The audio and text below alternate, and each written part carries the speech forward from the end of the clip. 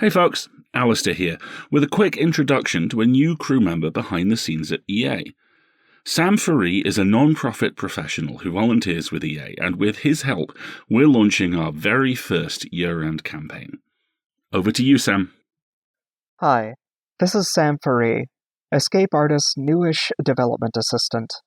This is Escape Artist's first year as a registered 501c3 nonprofit, which is the perfect time to start good habits and best practices. So, I am honored to announce our first ever end-of-year fundraiser. And, because it's our first end-of-year fundraiser, we are keeping expectations to a minimum, setting no goals, and experimenting with what works. As you know, all the podcasts have always been audience-supported, but now that EA is a registered charity, that greatly increases the resources we have access to, and the ways in which our community can support us.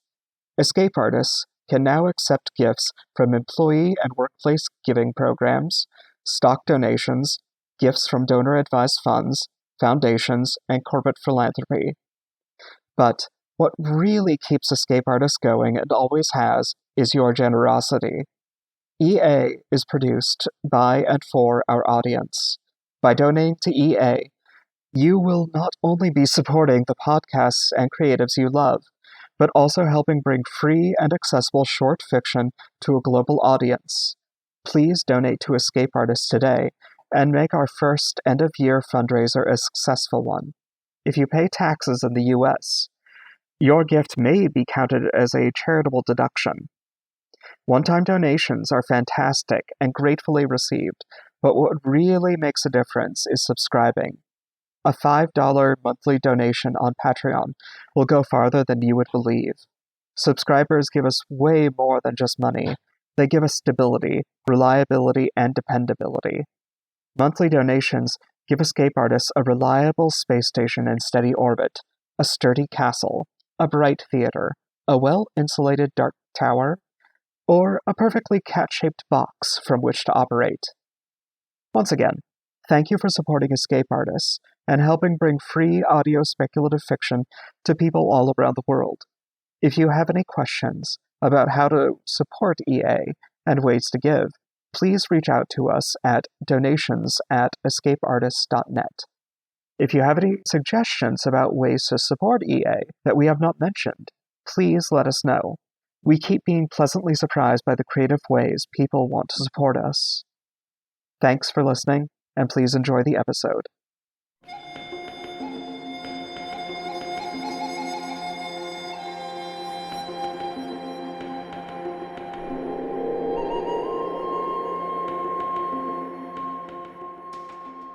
PodCastle, episode 816 for Tuesday the 5th of December 2023. The Raven's Sister by Natalia Theodoridou, read by Tanya Milojevic and produced by Devin Martin. Rated PG-13, for war and all its wounds and sorrow.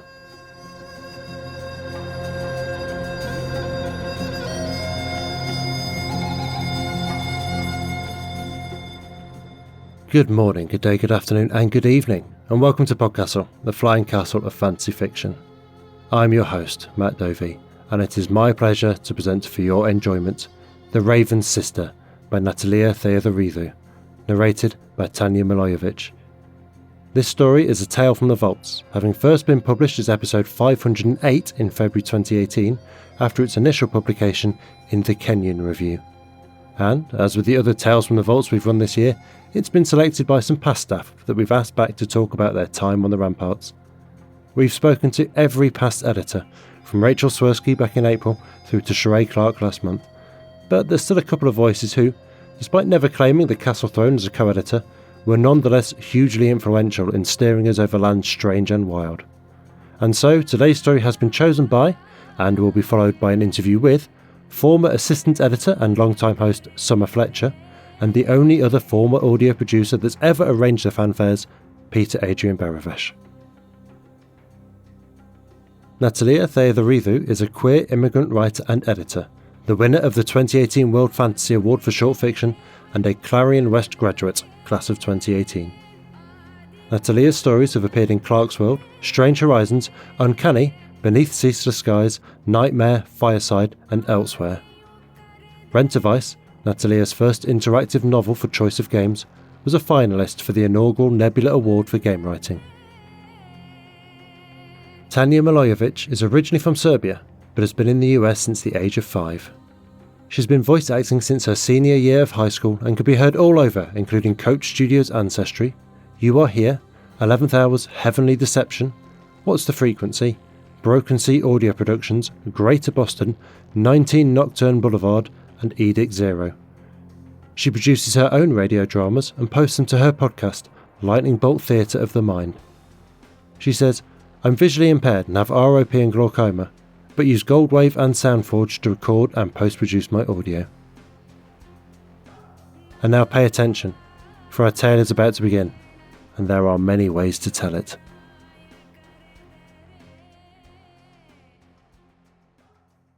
The Raven's Sister by Natalia Bethorithu. Read by Tanja Milojevic. There are many ways to tell this story. All of them are true. Verses of the House. 1. I have 7 ravens for brothers. 2. My brothers went to war and came back black-feathered, bead-eyed. They fell on our beaten door, demanding entrance. Father knew it was them as soon as they barged in and took their familiar places in our room. Zoran, by the east-facing window, shattered and taped shut with newspapers. Alexander by the door, standing guard. Mihailo on the table, tucking his broken wing behind him. Goran on the cupboard, which used to be our fridge. Vorde on father's shoulder, pecking at his greyed hair. Vukashin, the youngest, at the gutted armchair by father's feet. And Slobodan kept flying in circles near the ceiling, breathing the night air from the hole in the roof. 3.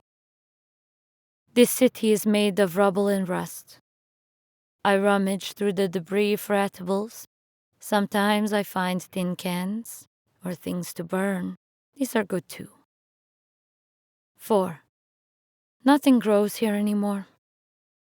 My brothers fly out at dawn and come back when the sun plunges again behind the broken skyline of the city. Their mouths smell of death. They stand on one leg and watch over us all night long. Dark plumage covers my eyes and suffocates my dreams. 5. Senka, father said to me one day, I can no longer live like this. I want my boys back, he said. I want to hug their bodies, run my fingers through their hair, kiss their wounds. I'd rather lay them in the ground as men than have them here as birds until the day I die. 6. Can a raven change back into a man? Can a man become a raven and then again a man? Or will he always be a bird deep down? Were my brothers men when they went to war? Had they always had the hearts of birds? 7. Change them back, father said. Find a way, change them back, Senka. 8. And so I walked through the city and peeked through the bullet holes in the walls, not knowing what I was looking for. I walked from morning till noon and the sun blazed hot on my skin. I walked on the black asphalt until it burned the soles of my shoes, and the air trembled where it stood. And then the luminous man appeared at the crossroads, between the north side where death reigned, and the south side where death reigned too. And the man said, What do you seek, girl? And I said, My brothers are men no more. I want my brothers back. And the man said, I know what you have to do. Come closer. And I asked, Who are you? Come closer, he said. He kept still, emanating heat. Come closer. And I did. I walked towards him and I felt all the water in my body evaporate through my skin. "You are too hot," I said. And he said, "As hot as the sun, am I? Let me hold you, girl," he said, "and I'll tell you how to get your brothers back." I walked closer. "But if you hold me, you will burn me," I said, "and I will die."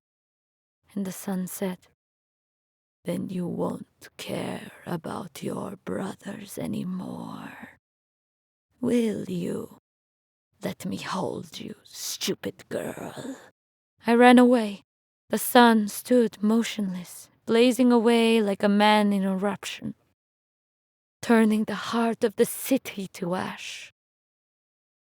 10. I walked through the city from noon till dusk. I walked along its highways and I passed through its alleys. I heard music coming from a bombed building in the wasteland that used to be the West Sector. I followed it. I climbed the stories with rubble giving way under my feet and plaster dust falling on my head, turning my hair white like an old woman. I arrived at the roof and I saw the ghosts dance. 11. They were not all ghosts. There was a girl in a nightgown and a boy in torn jeans, wrapped around one another and swaying like seaweeds in the current. There were men who used to be soldiers, but not anymore, and women who used to be soldiers, but not anymore. And they were dancing to badly broadcast jazz and folk songs with lots of static, and Red Cross reports, and the sound of exploding hand grenades, making human fireworks against the night sky. And in the middle of the crowd was a dazzling man in a white petticoat and top hat and silver hair and confetti and a trumpet in one hand. He spotted me right away. "Come here, girl," he said. "What's your name, girl? Tell us your name." "Senka," I said. "Means shadow," he said. "You smell good for a shadow. Come closer, Senka. Don't stand in the shadows. Let us get a good look at you." I went closer and said, "I'm looking for a way to turn my raven brothers into men. Can you tell me how?" And the dazzling man smiled, and his teeth glinted with the light of their own, like gems, like little cold fires, like stars, like stars. "Come closer, little Senka," the star-toothed man said. "Let me take a bite, just a little tiny bite, and I'll tell you where to go." "Will it hurt?" I asked. "Will you hurt me?" "Of course I will," he said. I walked closer and let him put his fingers on my face. "I'll just take a nibble out of your shadow, little Senka," he said. "You won't even know it's missing." 12. He licked his fingers afterwards. "The glass mountain," he said. "That's what you're looking for. Go east. You'll know it when you see it." He smiled wide. His teeth shone brighter now, washing the city in starlight. 13. I left the carnivorous moon of the Balkans playing his trumpet behind me, while my shadow limped ahead. 14. I walked east until I could no longer hear the music from the building, and the starlight grew dimmer and dimmer, dissipating into daybreak. And then I was there. I could walk no more.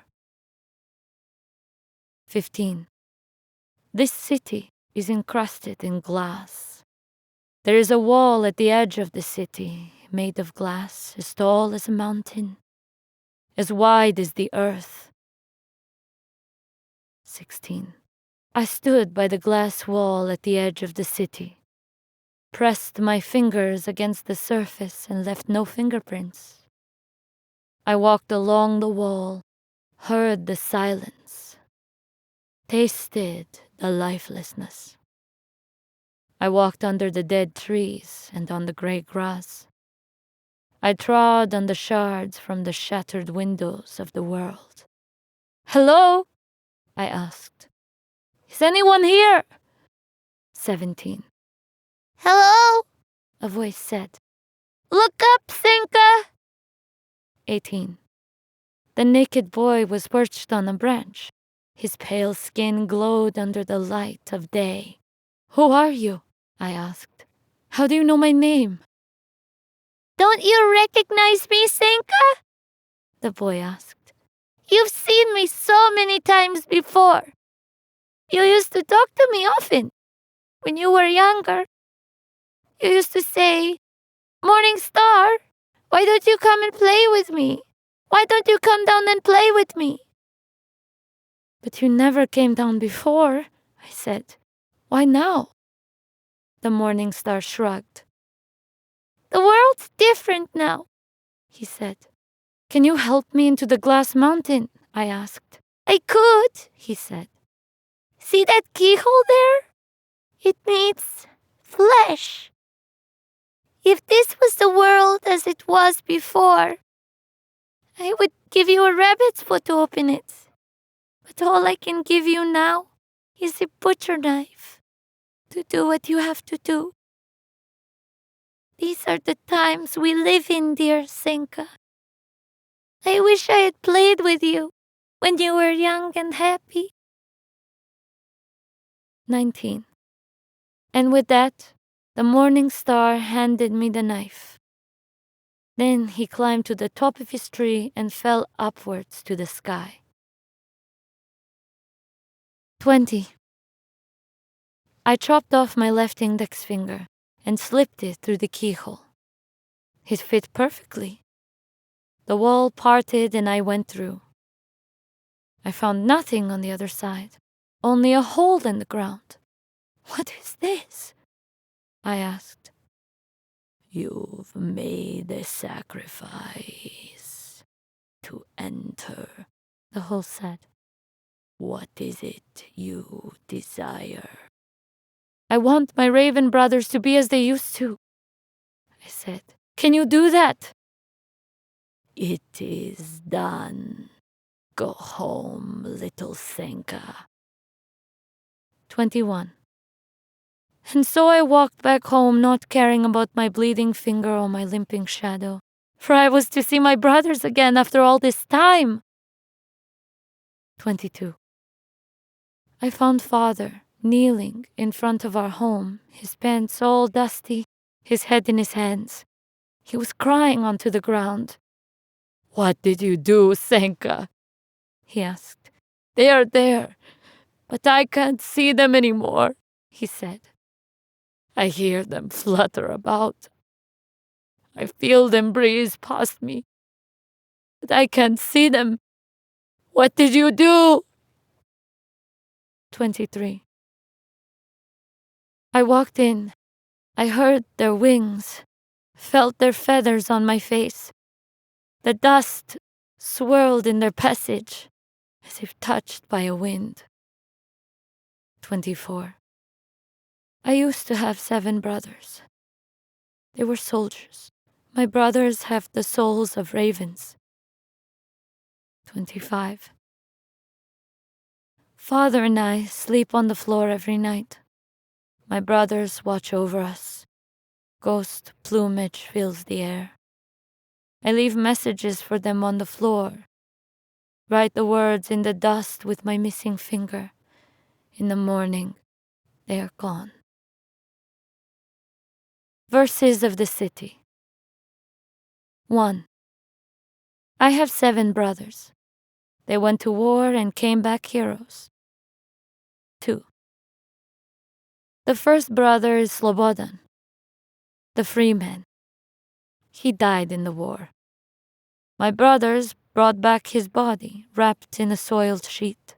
Father kept him in his arms all night long. His eldest son. He rocked him like a baby, even though Slobodan was twice his size.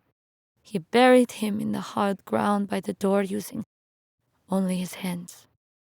He bled on my brother's grave, but didn't let anyone help. 3. The second brother is Worde, the farmer, always by father's side, working the land with him. There is nothing left for him to do now. The earth has been sown with salt and gunpowder. Nothing will ever grow here again. Worde sits on the ground outside our home sometimes. He puts his ear to the ground and whispers love songs to the soil. 4. The third brother is Mihailo, he who is like God. He came back missing an arm. He sits at the table all day, sleeps sitting in his wooden chair at night. Sometimes he wakes up muffling a scream. Then he fingers his empty sleeve as if expecting to find something there, as if he hopes the war had been a dream. 5. The fourth brother is Zoran, the daybreak. Before the war, he used to sit at the east-facing window watching the sunrise every morning. The window is now shattered and papered over with old newspapers and pages from books of obsolete wisdom. Zoran sits there in the morning looking through the papers as if he can still see the sun. 6. The fifth brother is Goran, the tall one. Goran came back from the war, kissed our father 3 times on the cheeks, and then turned around and left. He didn't even look back once. We never saw him again. 7. The sixth brother is Alexander, the protector of men. He used to be the guardian of the family, standing by the door day and night, trying to keep us safe. He no longer knows what to do with himself. Every now and then he takes long walks in the city with me, pretending safe is still a word. 8. The seventh brother is Vukashin, the little wolf. He is the youngest. By the end of this story, Vukashin will have killed himself. 9. I am Senka. The name means shadow. I am the shadow with the missing finger, chopped off in a story to be told elsewhere, in some other time. 10. This city used to have 2 names and now has none. 11. We won the war. What did we win? A pile of corpses, a pot full of dust, a hole in the roof from which to see the stars? 12. There are many like Mihailo in the city now, missing an arm or a leg or both, like a new species forfeiting the old limbs, showing humanity what's indispensable and what's not. 13.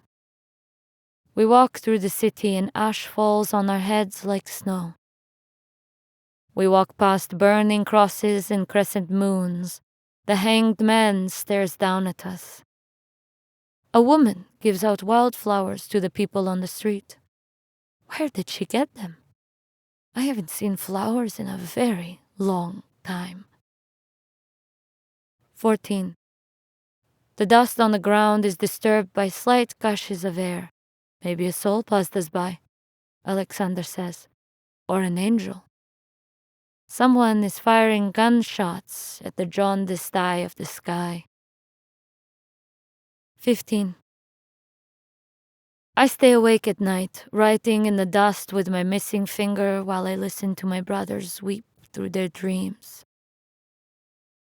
16. At dawn, I point at the morning star, making it wishes that I know won't come true. I hear the mournful croak of a raven through the roof and make my peace. Verses of the Heart. 1. I have 7 brothers. The time came when they had to go to war to defend their country from itself. One afternoon, long before the war ended, I went outside as if something had called me. I saw 7 figures walking down the road to our home. My heart almost cracked from joy and from peace. The war was not yet over. What were they doing home? As soon as I made out their faces, as soon as they laid eyes on our house, I saw them turn into wide-winged birds, one after the other.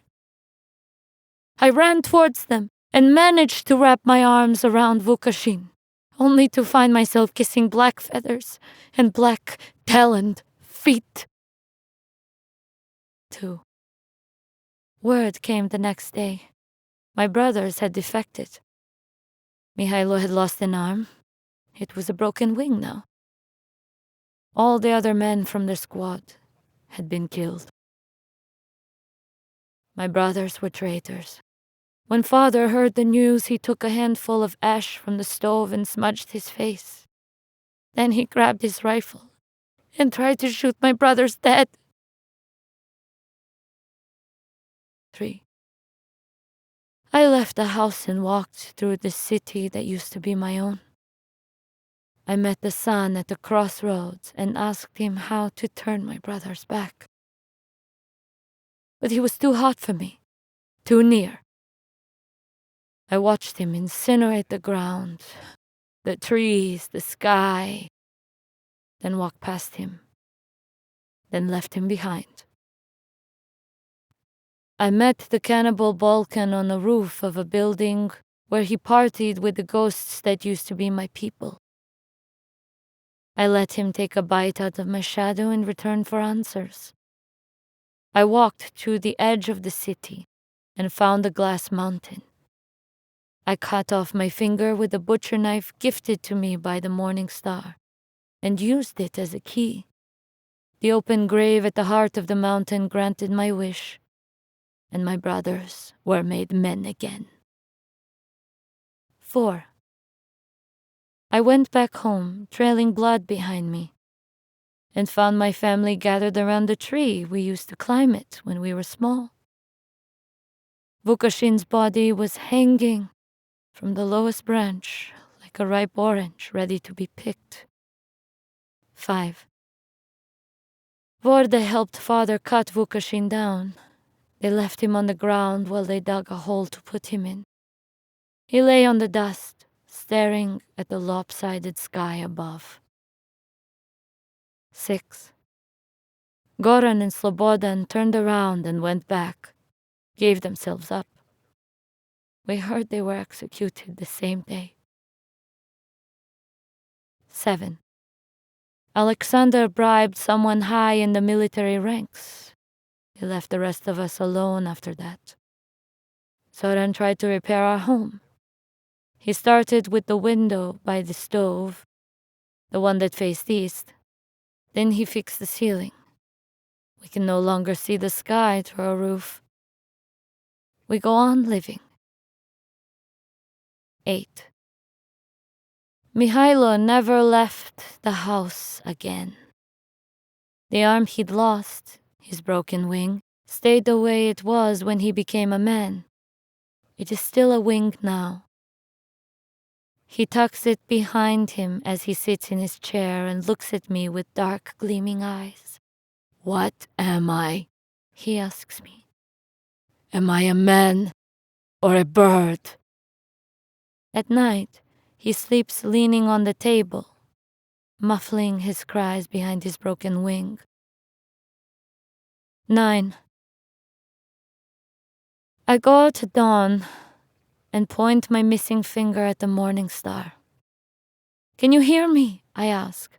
"Can you keep me company?" The naked boy climbs down the orange tree from which Vukasin hung himself. He holds out his hands for me. "Come on, dear Senka," he says. I take his hand and climb up. I sit by him on the branch and write verses in the stardust on the sky. Addendum: lost verses, stray feathers, things left unsaid. 1. Vukasin walked to the back of the ruin he called home. He found the tree he used to climb as a child. Once carrying sweet and juicy oranges, now dead as a soldier. He caressed the dry trunk. "Old friend," he said, "I'm back." 2. Mihailo often dreamt he was a bird with a man's arms. Sometimes he woke up screaming. Sometimes he wept. 3. Vorde still whispers love songs to the earth. The neighbors made fun of him for years, but then grew tired of it. Nobody ever knew the earth sang back. 4. When father saw his sons again, he knew that birds and soldiers are more alike than people think. 5. Senka's shadow tastes like oranges. The end.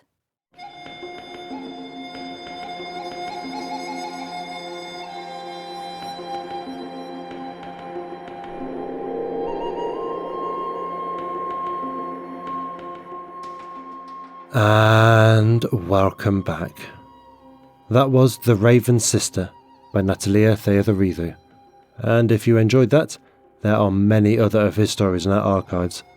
Fixer, Worker, Singer was just chosen by Jen R. Albert for her interview episode and ran only 3 months ago as episode 804.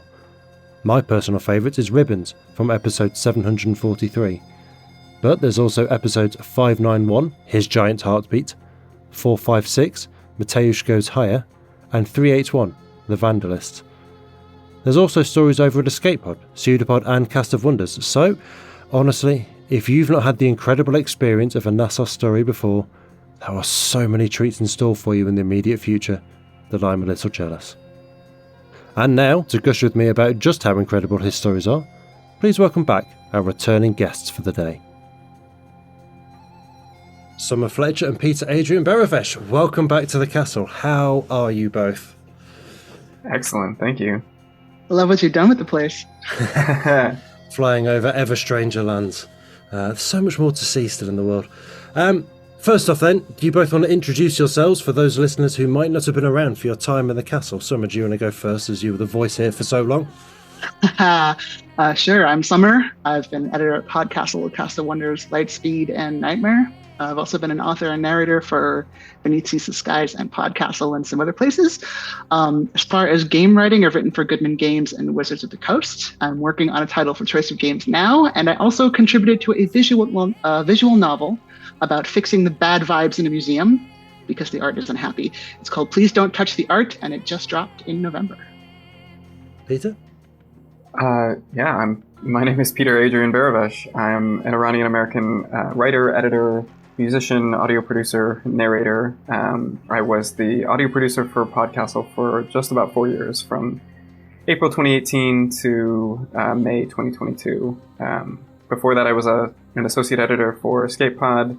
My day job is in editing. I currently edit nonfiction titles, mostly mind, body, spirit, and environmental advocacy books. And I write all sorts of stuff. Maybe we'll get into that a little bit later. I reckon we might. So we had a bit of a conversation over the email about which story you were going to select between you for this one. And we settled on The Raven's Sister. Why this one? Because being a narrator is like shouting into a hole. No, I'm kidding. I remember the Tale of the Three Ravens from the Jim Henson Storyteller series, and Nassos's version has the thematic stuff I find really compelling, but it's very, very different from the kind of story you tell a little kid. It's kind of like that Into the Woods feeling where like the fairy tale is the starting point, but the story is what the tale means like 20 or 30 years later when you're remembering rather than learning. Certain lines stuck with me, like windows papered over with pages from books of obsolete wisdom, or like when the Morning Star said, "This would have been a rabbit's foot, but that's not the world we live in anymore." It's a sense of like looking for something when you sort of remember the rules that are going to help you succeed, but the environment has become something else, or your understanding of the environment has become something else. That really resonated. That's why I wanted to do this story. So I'll be honest, this one was just before my time, and I had not listened to or read it prior to Summer suggesting it. But I really enjoyed it, of course, like Nassos's other stories. This one has, an ethereal kind of dreamlike quality. But I also found myself appreciating its elliptical nature, the way we move through what seems to be the same story multiple times, but with different perspectives, different information added in. And I also really appreciated Tanya's narration.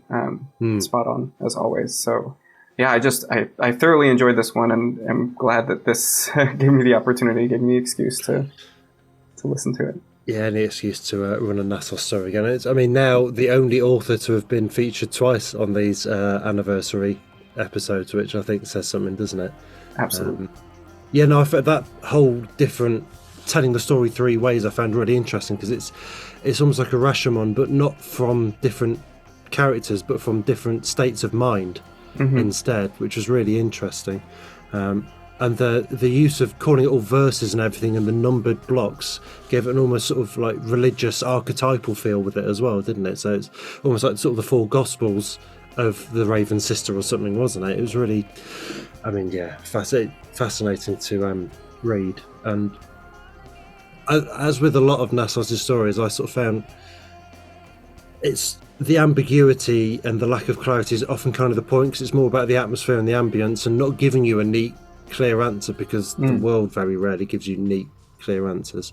But I think like the neat, clear answers are what you bring to the reading at the time you read it, and like religious texts or like fairy tales or anything that you touch points on a timeline with, like you're going to bring different truths to the reading each time, and like it gives you a lot of room to experience that as you need to. Yeah, and also that answer and that truth is therefore your job as the reader rather than the story's job or the author's job. Obviously, the phrase that occurred to me earlier while I was reading again was, it's less unreliable narrator so much as unreliable narrative. You know, you're really not sure what aspect of it is true, but then all aspects of it are true, and you know, the one that strikes a chord with you, like you say, is going to depend on the perspective you're bringing at the time and, you know, the state of mind you're in. Such a great example of like empathy, right? To be able to tell the same story from all these different perspectives, even if they're conflicting. Yeah, and from the same character, essentially. You know, it all comes from the sister, doesn't it? I'm very much looking forward to revisiting it and seeing what else resonates, what else I bring to it, what else it brings to me. I think a lot of Nassos' stories have that sort of quality about them. They're always kind of that slightly dreamlike state. And what strikes a chord with you at the time, it very much depends on your own frame of mind and everything as well. I mean, it was Fixer Worker Singer we ran 3 months ago for Jen R. Albert's selection. And that, again, very sort of dreamlike and almost like very sort of fairy tale-ish, again, with the different roles in it and everything are very archetypal. You know, the characters are all named for their role in that. And it almost feels like the characters are named for their roles here. Like each of the brothers has their name and their one defining feature, and so they almost become representative of like a state of mind as well, rather than necessarily characters in and of themselves. I'm biased, but Fixer Worker Singer is one of my favorite Nassos stories, probably because it was the first one I ever encountered, but also because I partially narrated it. But at the risk of repeating things that you said a few months ago, that one as well, just something about Nassos's ability to capture, like, I don't know how to make a story dreamlike, but he clearly does, and it's just a beautiful thing. It seems like the contrast of like these really heavy, dark, kind of puncturing themes with really beautiful, dreamy, gilded language, but then also like a sense of irony about it, the whole thing. Because, you know, there are funny moments and there are terrifying moments, and the characters all kind of know that they're in it to be this thing, and they're like, all right, fine, let's go. Yeah, sort of that meta-awareness throughout it as well, almost, isn't there? It's a story that knows it's a story and leans into it. But it's not just like the narrator speaking to the audience. There's no like fourth wall. It's kind of like when we're in a situation that we've been in before, we're like, all right, I kind of know how this is going to go. And you can kind of protect yourself with that little bit of wryness.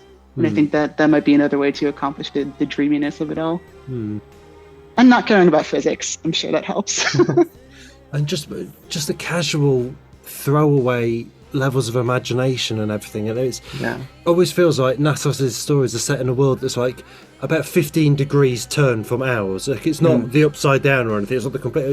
It's very recognisably ours, but just tilted slightly. Ribbons did the same as well. It's my favourite of his stories that we've run. That was the one in conversation with Carmen Maria Machado's Husband Stitch, but from the trans-masked perspective, and is also, like this one, very grounded in war and sort of ideas of being a soldier and the military life and everything. And it feels like a familiar country, but it's entirely invented and you can't quite put your finger on it. And it just, somehow it being at that slightly different angle, it's like having a light at an odd angle in a room and how it illuminates the architecture of the room differently with the shadows it throws. It's that in fictive form. It's a hell of a talent. And it puts situations, you know, it makes something that is very dreamlike like this also very grounded in the emotion, whilst also bringing up emotions that you couldn't have in just a normal, you know, literary fiction, for want of a better word, sort of non-fantastical setting. It's they definitely have to make room for it. Like in literary fiction, like I read You Too Can Have a Body Like Mine, which I think is actually about eating disorders, but when I read it with my friends, we all got very strong like trans dysphoria feelings from it. And there's like this really strange, it's almost like a Pria Muhammad story where like it's mostly real, but then there's something like totally wild happening and you can sort of trace how we got to the crazy part, but it becomes a little bit surreal. So like there's it's definitely like a feature that shows up in like across genres. This is a tool that everyone can play with if they really want to. Well, it's good, you know, like with this story and with any others, because it just, when it puts you slightly off kilter and you can't rely on the ground and your feet, that frees you up to sort of see things in a way that you wouldn't be open to necessarily otherwise, I think, doesn't it? By keeping you off balance, that's how it can sort of get under your defences, isn't it? No, I'm always happy to have a chance to speak about Nassos stories again, because if there's any author in the world who it's not even envy. Like, I wouldn't want to write like Nassos, because then I'd be denied the chance to read his stories. Like, I'm perfectly happy just sitting here and admiring in an awestruck fashion. You're more evolved than I am. I am definitely envious. It's only because I know that there's no point in envy. I just could never. I just couldn't get close. I couldn't either. Let's be real. I'd rather write like myself, but I'm just grateful that his stories exist in the world and that we can experience them. It's weird reading things like as a writer also, because like some of it is like, I want to learn this technique, I want to do this, oh, I'm so jealous that you achieved this. But it's also being able to recognize exactly how special something is. It's kind of like you're dancing together in a way. And there's certainly some joy to be gleaned from dancing with someone who's at your level. But like if you dance with someone who's like way better than you, it's fun in a totally different way. Yeah. And just like making room for that without like any of the self-judgment about hierarchical talent or awards or stuff. Yeah. Ultimately, I enjoy reading Nassos stories more than I'd enjoy writing like them, I think, because I enjoy them so very much. They roll around your head for days, don't they, I think? There's so much to chew on. I know we've already spent a lot of time on this. I was just going to say, I do think one of the benefits of, you know, deepening your understanding of the craft, you might lose the pleasure that you would have gained from much simpler stories, but, you know, work like this, you can appreciate on a much deeper level. And so any loss you might get from over scrutinizing popcorn entertainment, you're able to gain this deeper, greater appreciation for the truly beautiful, magical works. ironically probably seeing it from 3 different perspectives, from 3 different frames of mind, depending on what frame of mind you approach it in. Lest this just become 40 minutes of us spouting ever-increasing compliments. This is like the new Nasos podcast, analyzing all the motifs. Yeah, there are worse fates to end up in. Let's move on to you two. How did you both come to be involved with PodCastle then? We'll start with you, Summer, because you started here first. So do you want to tell us the story of your path to the castle? Oh, good. So I built the timeline because like having checklists and stuff is very important to me. 2012, a friend of mine introduced me to Pseudopod. I was kind of shit posting, for lack of a better term, in that Facebook group. Then Alex and I ended up chatting a bit. The Free Hugs t-shirt was made. I asked like, hey, do you guys need help with anything? So I was just kind of getting into narration, and that's usually my opener for trying to get to know people. And they said, Cast of Wonders needs slushers. So I'm like, great, I'm gonna go over there. Started working at Cast of Wonders, slushing for there. My first host spot there was Raptor Boy, because there was some stuff about paganism I thought needed more context in order to really appreciate what the story was doing. And Marguerite was like, you clearly have feelings about this. Why don't you just get on stage? I was like, I have a microphone. I'll do that. And then Rachel said, oh, you're working at Cast of Wonders? We want to do a podcast. I was like, okay. So I did both of those. And then I committed to PodCastle full time. There was a meeting like a couple of weeks after I started PodCastle where they wanted to gather all the slush readers together and talk about like, education and how can we support you and blah, blah. And like, because again, I was shit posting in the Pseudopod group. I was like, how do you advance?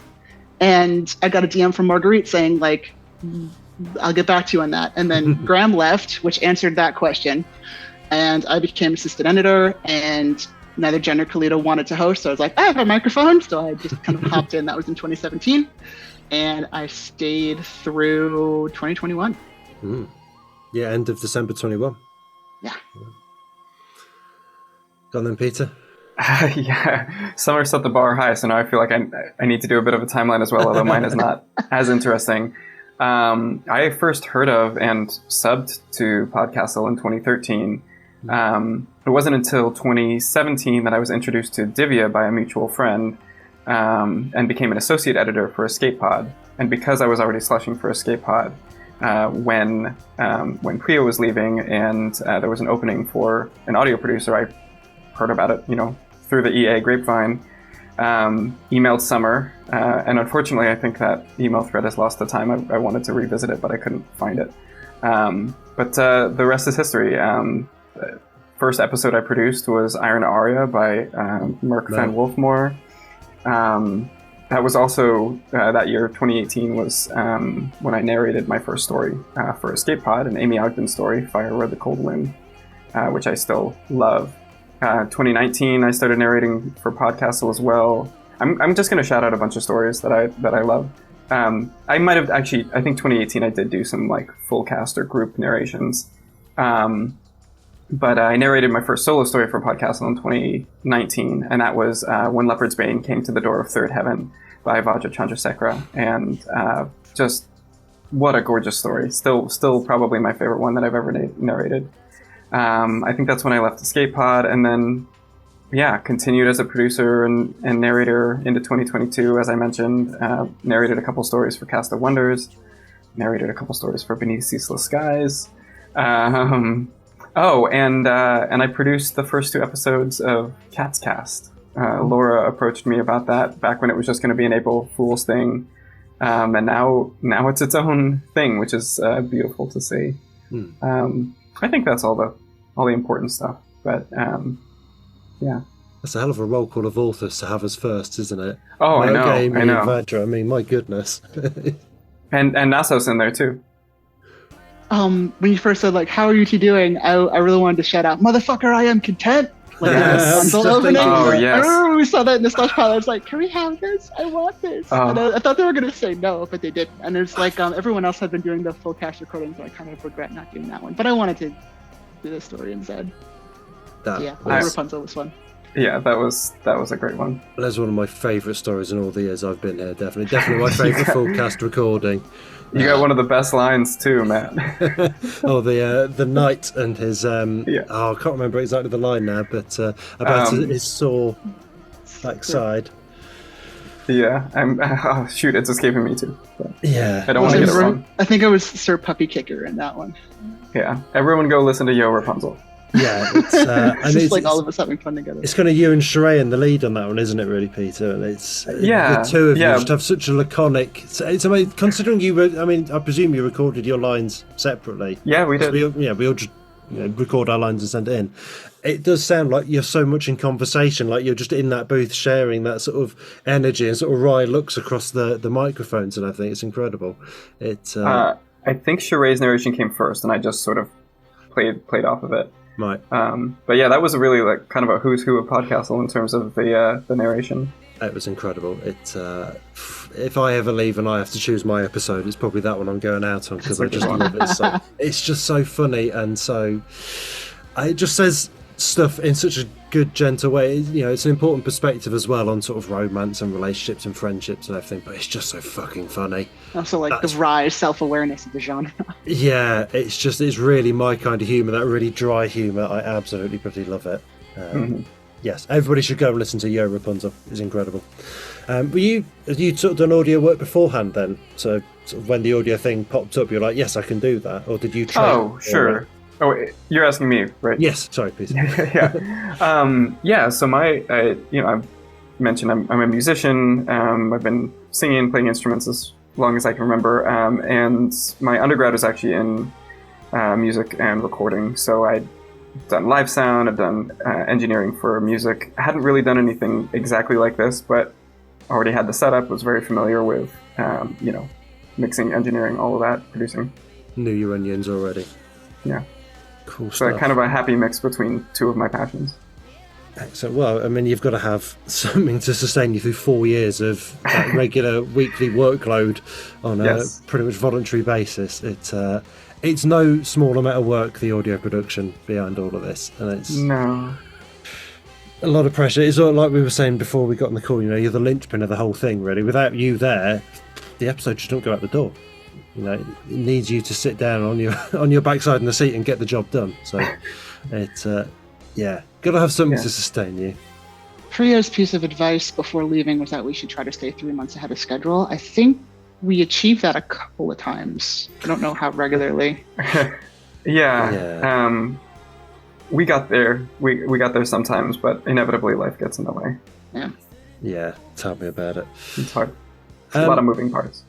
Yeah, an awful lot of moving. There's so many people involved between, you've not only got your author and all the sort of admin stuff, but then your narrator as well and all the audio production. And it's often Every like the once in a stars while. aligning, and I can't believe the miracle manages to happen week in, week out. Yeah. Every once in a while, there would be an episode that Summer both hosted and narrated, and inevitably that was the easiest one because, first of all, your narrations and your host spots were always super clean, but it would also be in super early, and I could just like sit down, basically listen to the whole thing, throw in the music, and that was it. What surprised you about working at PodCastle then that you didn't expect going in? I'll go back to you again, Summer. Oh, goodness. What surprised me about working at PodCastle? It was mostly like how much personal growth there was because like Jen was really good at infrastructure. We already had a lot of advice and a lot of resources, just a question of having somebody who had time to go through everything. Like when we updated the website, so there was all the cross-linking of like narrators and stuff, that was me and like 2 other people like hand updating each individual episode website. There was a backlog of narrator auditions nobody had listened to them, so I went through and I was like, these people are pretty clean. Let's see who's actually reliable in addition to being clean. And then like whenever we were stuck for a narrator, if we couldn't get someone perfect, I had a list of like 10 or 12 people who were like, if we need something, we're going to be able to get a really good, reliable turnaround from these folks. And when the infrastructure's there and I'm really good at like, give me a task, I'm going to do it. Like the executing is really where I feel most comfortable. But like, it was like being able to present well was really the thing I needed to grow the most with. Like being in the host was like a kind of synchronous thing. It's like, oh, here's the thing you're terrible at. Now you have to do it every week. And in terms of like, PodCastle's audience and reputation in light of social media, in light of the discourse, in light of what's happening in the world, it's like I stopped asking the question, like, do I like this? And started asking the question, who is this story for? And trying to speak to that to the best of my understanding and take my own subjectivity out of it entirely. I don't know if I ever met those expectations, but trying to hold all of them and do right by the community caused like a lot of personal change and a lot of unpacking. I don't think I would have done otherwise if I was just writing my stories on my own. But like learning to evolve and to listen and to set things aside and to reach out for help also. Because if there's a story I didn't understand, like I don't know why you picked this. Tell me a bit about what resonated for you, and I'll try to represent that as best as I can. You asked me ahead of time like how I built the host spots, and I struggled with that for a while too, because like Al's whole thing is hope, and when you're writing for horror, like it's really easy to see like this is going to be the highlight and the undertone that really makes the painting pop. For PodCastle, I kept putting out like polls on social media like, do you want to hear the author notes? Do you want to hear what I have to say? And they always came back 50-50. And I did it a couple different times. It was always back 50-50, no matter how many people had voted. And one person, I don't remember who you are, I'm so sorry, but thank you for piping up. They said that they want to hear something that's kind of slightly adjacent to the story, so that when they get to the end of the story, they can kind of sit with their own feelings and unpack it in their own way. So what I tried to do is like, do the introduction, get out of the way as fast as possible, so people who just want to be there for the story can be there for the story. And then if they want to unpack something slightly related, we can do that at the end. And there's a choice there, including the choice to completely skip or ignore me. So like, being able to kind of like create that professional distance and like still talk about things that were real and authentic to me, but like that didn't contradict or get in the way of the story or get in the way of people's ability to relate to the story, and to like just let things kind of simmer at the end of it. Yeah, I think it's important to give a story space to resonate. I often find like if I've watched a film or something, I will sit and watch through the credits just so I can sit with it for those few minutes. It just gives me that space with that bit of music or whatever.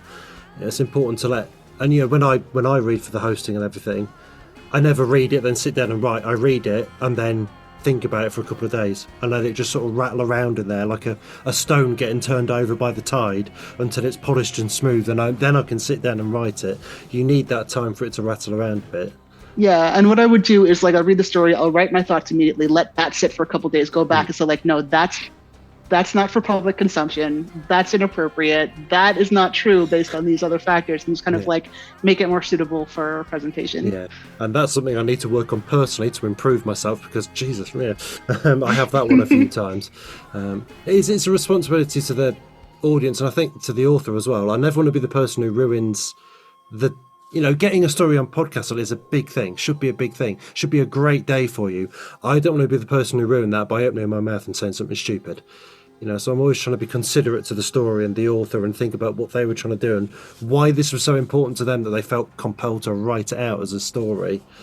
You've got to be sympathetic to it, haven't you? Yeah. I'm not sure I always managed to... And excited about it, whatever definition that is. Like if you're talking to somebody at a party and they're talking about something that's really important to them, like what's your posture as a listener? And the host spot is very much like that. I always appreciated the perspective that you each brought to it. You always had something interesting to say about the story without ever feeling, to me at least, prescriptive or didactic or anything like that. I mean, I'm not sure I'm successful as Summer in sort of stepping out of the way. I think I sometimes just spout my own philosophies a bit too directly. I'm not as good at being adjacent to the story. So instead of trying to go sideways, I tend to try and just go deep and sort of mind my own vulnerabilities almost, and sort of think about what this meant to me and sort of what reaction it brought up in me and why it felt so powerful to me. And there's been quite a few, I've spoken in a few sort of host spots over the last sort of 18, 20 months about, you know, my kids getting diagnosed autistic and neurodivergent, and then I've been diagnosed autistic and neurodivergent, and my wife has, and, you know, the whole identity crisis there, and sort of suddenly realising that I've always been seeing the world sideways, and a lot of stories I can sort of see from that perspective. And, you know, I can't tell everybody how they're going to react to a story, but I can tell them how I reacted to a story, and maybe that will inform that they can have a reaction as deep as well. You know, my reaction might not be obvious from the reading, but it's filtered through my personal experience. They can filter the story through their personal as well and get a similar sort of personal reaction. Something I really like about Peter's narration, Peter's host spots also, is like in breaking down the story, there's a very like, it's very like the clarity of thought is there. and like the observations are made in a space that creates like a lot of room for the story to be what it is. So I think like all of us brought not only our perspective and our voice, but also like the mood and the vibe. And none of us have to be anything in particular, but keeping in mind that it's for the audience. But like we can't, if we all tried to write NASA stories, they wouldn't hit right because we're not NASA. No. Same thing with the host spots. Whatever we have to say is the right thing to say. Yeah, that has been a lot of the sort of process for me over the last year as I've settled into it, is just trusting that what I want to say is the only thing I could say. Whatever comes out that is my instinctive, honest reaction, and what more can I give than that? Yeah. And there's value in that. Yeah, a lot of value. And you listen back to it, like I listened to the host spot I had for this story, and I talked about like change. There's new normal. Like the caterpillar will never become, the butterfly can never be a caterpillar, but the butterfly understands what caterpillar is. Like, oh, I was smart back then. What was going on? And it's like you try, like your past self believes in your future self because they're doing things because they believe that you're going to, reap the benefit. So don't be afraid to listen back every once in a while, and like to see what you'd like to refine. I think I will. To you then, Peter, what surprised you about working at PodCastle? Oh, it's such an interesting question. I've been, kind of thinking about all of this the past few days. Going into this, I knew that it was a labor of love. You mentioned the volunteer aspect, Matt, and I was certainly very aware of that. But, labor of love is one of those phrases that gets tossed around a lot and kind of loses meaning. But I think that is very much the case, not just at PodCastle, but at Escape Artists more broadly. I was surprised by the love. I could feel the love in the work and everything everyone was doing, and the passion they brought to each story. And right away, I felt like I had found this new family. Like it is a family of really great, really kind people doing this because they love it.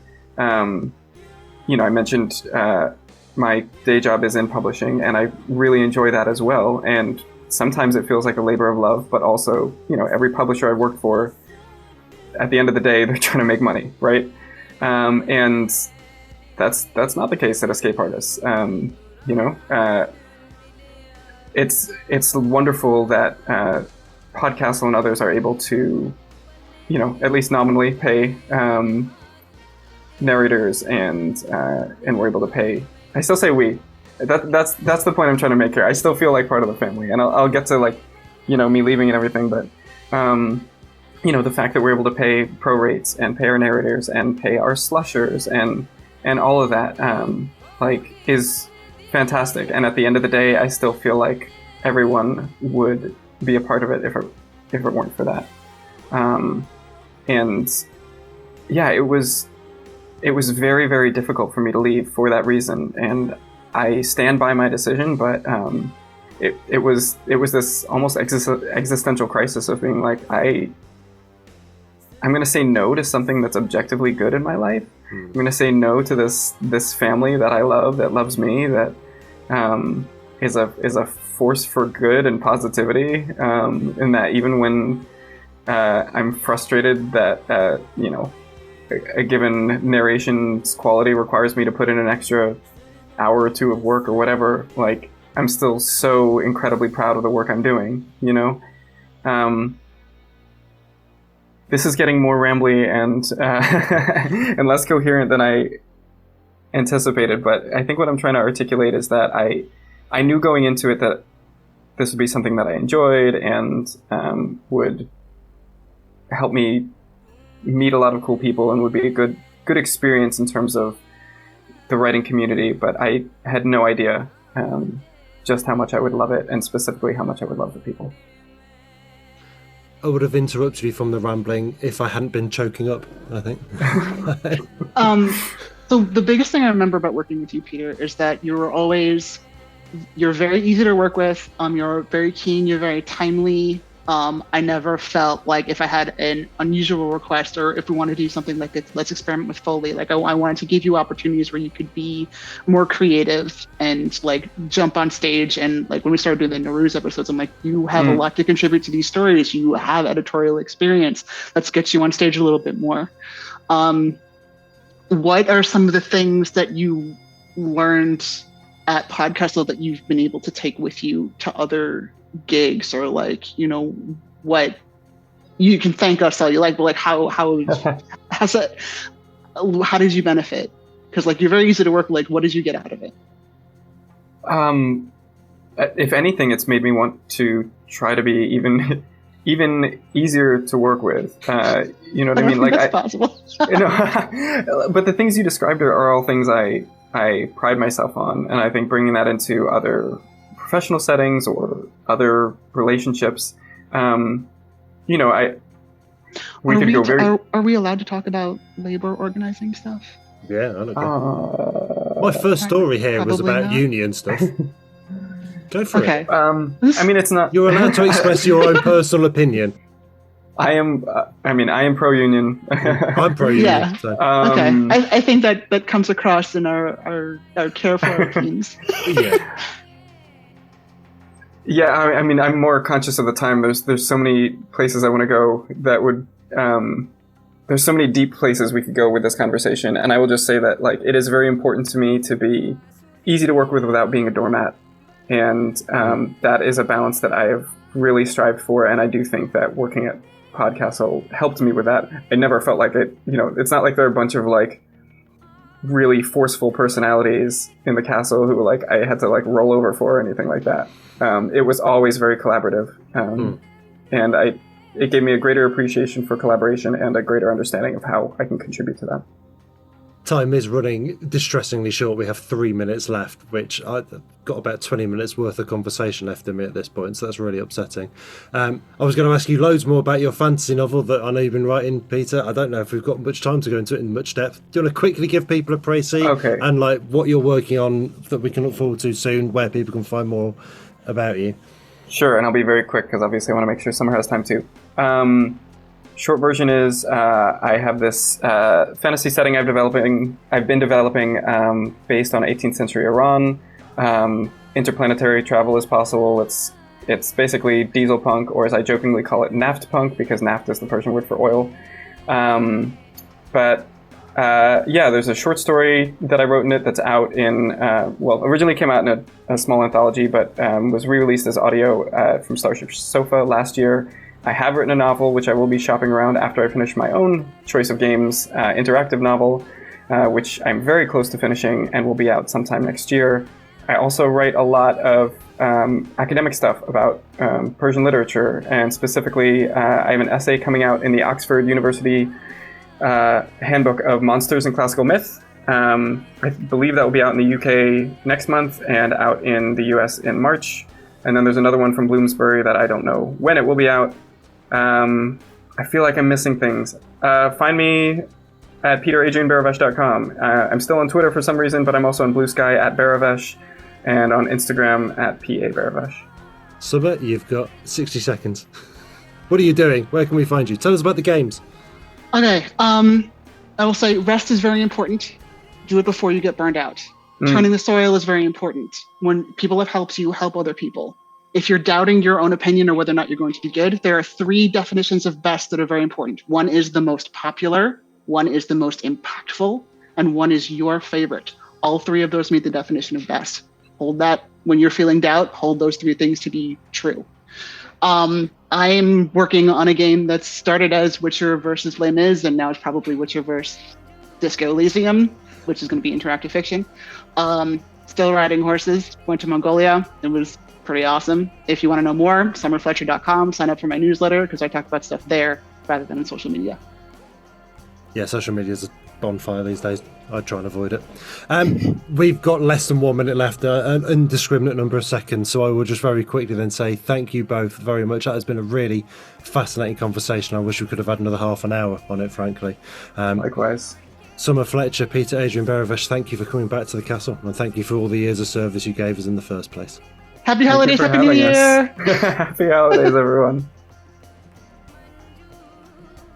That was our show for this week.